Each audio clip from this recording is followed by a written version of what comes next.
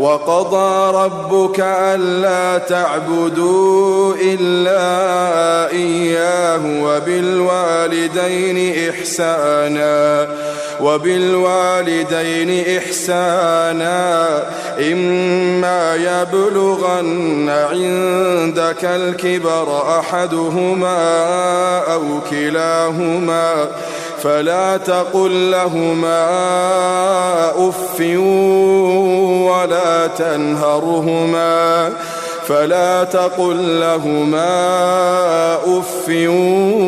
ولا تنهرهما وقل لهما قولا كريما واخفض لهما جناح الذل من الرحمة وقل رب ارحمهما كما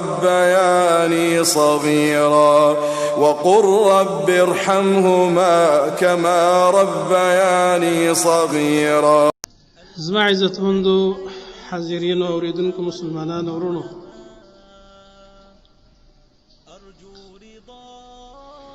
الله سبحانه وتعالى چې کله انسانان په دې ځمکه باندې آبادول نو د هغې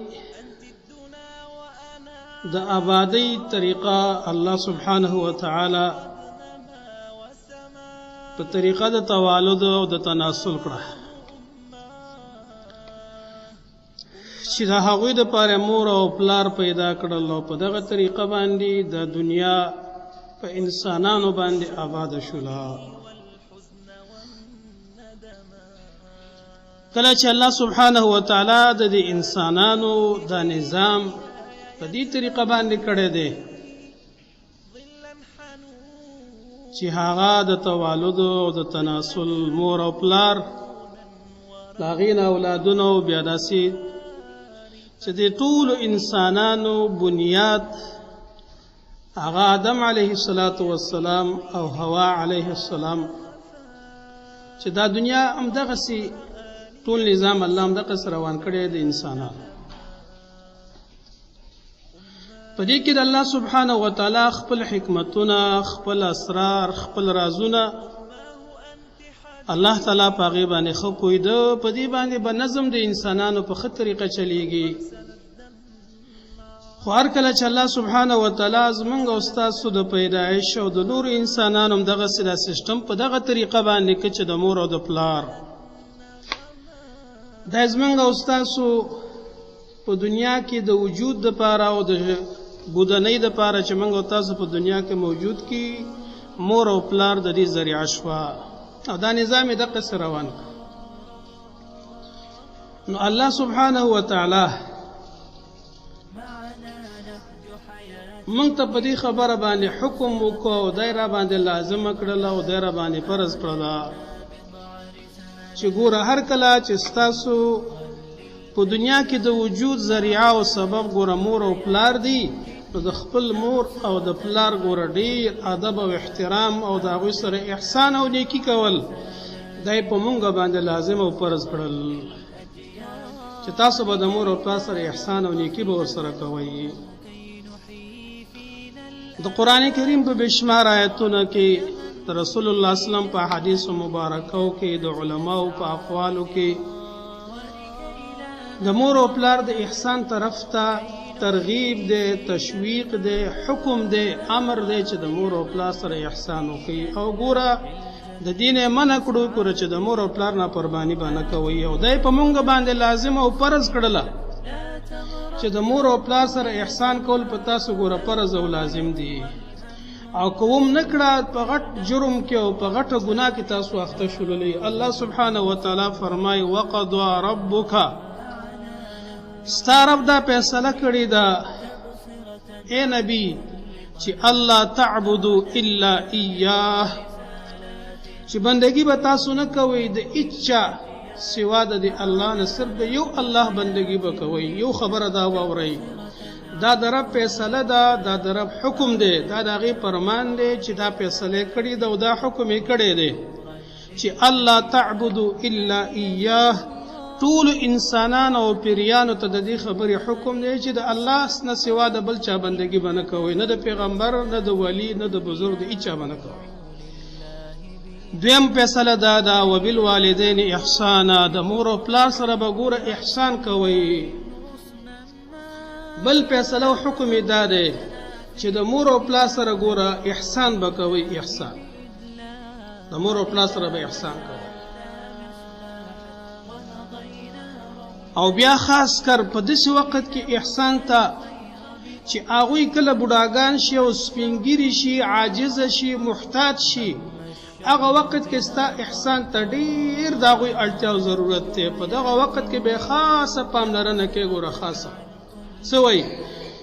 اما یبلغن عندک الکبر، کله چې ورسیږي ستا په عمر کې چې ته ژوندی بوډاوالي ته، یو د دې دواړو مور او پلار دې ده یا دواړه موجود دي او هغوی سپینګیري بوډاګان ستا په عمر کې او ته ژوندی، ګوره فلا تقل لهما اف، اوس به ګوره ورته اف کلمه هم نه استعمالوي، اف به م ورته نه کوې اف.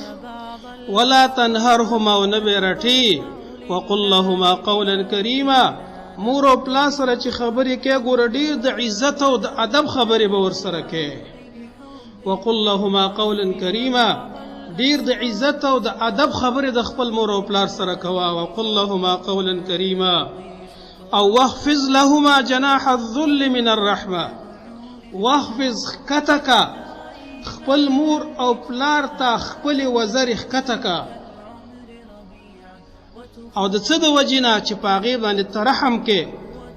د مور او پلار سره ډیر په عاجزۍ کې نه وپاڅه، د وجې د دې نه چې ته په هغې باندې رحم کې، رحم دې پرې راځي، نو د هغې سره ډیر په عاجزۍ او ډیر په اخلاق او په آدابو باندې خپلې وزرې او لاسونه ورته ارتوه. مو دا لاسونه دې خپل ورته کته که.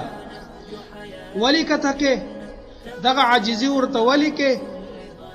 دا عاجزي د دې وجې نه چې ته په هغوی باندې رحم دې پرې، د رحم د وجې نه او د شفقت د وجې نه.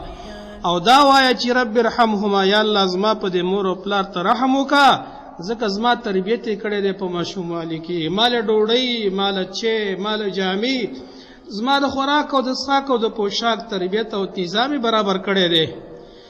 دا زما محسنین دي، ما سره احسان کړی دی، بعد احسان د الله نه چې الله ما سره کړی دی. دا زما د احسان او زما د ژوند ذریعه د زما مور او پلار. الله ته پې رحم وکړه، لکه ولې زما تربیت یې په ماشوموالي کې کړی دی.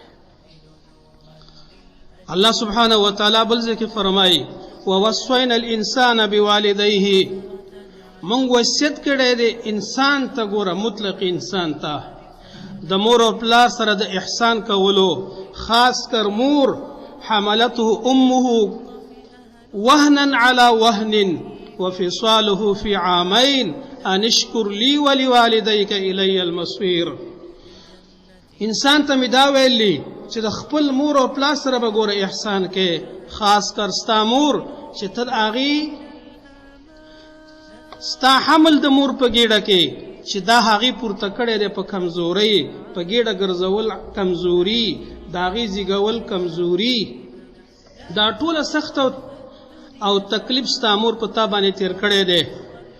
ستا د حمل د زیږولو، تاله د پی ورکولو، دا ډیره سخته تا سره ستا مور تیره کړې ده چې ته کله په ګېډه باندې ګرځوللې، تاله کله چې پی درکول، هغه وخت ځان ته رایاد کا چې دا څومره سخته ده ستا په مور باندې.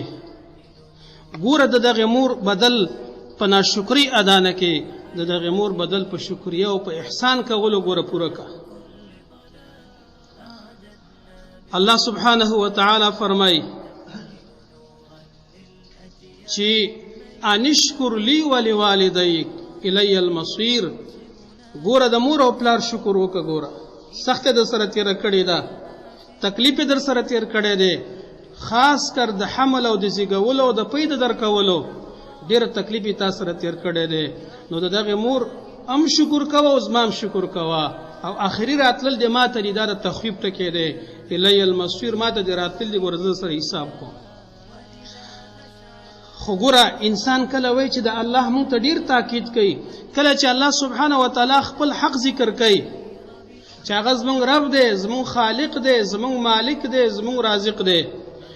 او داغې نه وروسته مور او پلار داغې ذکر الله سبحانه وتعالی کوي. دلیل دی په دې باندې چې د هر چا نه زیات حق په تا باندې د الله د حق نه وروسته د مور او د پلار دی.